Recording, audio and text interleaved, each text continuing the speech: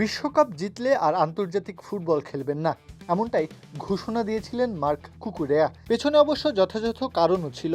জীবনের লক্ষ্য যে থেমে গিয়েছিল ওই একটা কাপের মধ্যেই। বুদ্ধি প্রতিবন্ধী ছেলের মুখে হাসি দেখতে চেয়েছেন, ছেলের জন্যই তো জিততে চেয়েছেন কাপটা।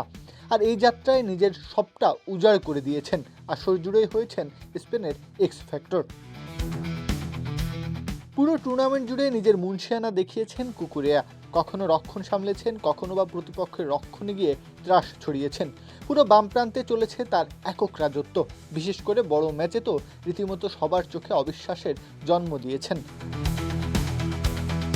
বিশেষ করে ফ্রান্সের বিপক্ষে বিশ্বকাপ সেমিফাইনালে স্পেনের নায়ক হয়েছেন। সেন্সিটিভিটি আমার নাই, আছে হোয়াইট প্লাস প্রো সেন্সিটিভ।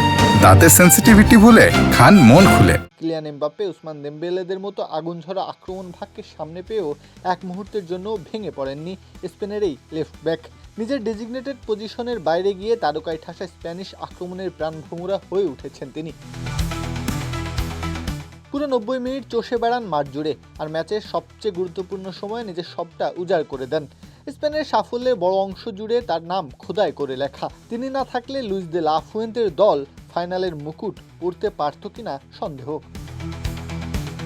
স্পেনের আক্রমণের নতুন রাস্তাটাই কুকুরেয়ার হাতে বানানো। দ্রুত দিক বদলে দেওয়া পাস কিংবা দূরের পোস্টে ভেসে আসা বল, সবকিছুর শেষ গন্তব্য যেন সেই কোকড়ানো চুলের মানুষটি। স্পেনের দলে তারকার অভাব নেই। রদ্রি আছেন, পেদ্রি আছেন, ইয়ামাল আছেন। তবে বিশ্বকাপে ভাগ্য নির্ধারণ করে দিয়েছেন আসলে কুকুরেয়া। নিঃসন্দেহে দলের সবচেয়ে গুরুত্বপূর্ণ সৈনিক ছিলেন তিনি। নিঃসন্দেহে স্পেনের সবচেয়ে অপ্রত্যাশিত নায়কও তিনি। জীবনের চড়াই উতরাই পেরিয়ে ছেলের জন্য এনে দিতে পেরেছেন একটা বিশ্বকাপ আর এক টুকরো হাসি। প্রত্যহ কাব্য, খেলা ৭১।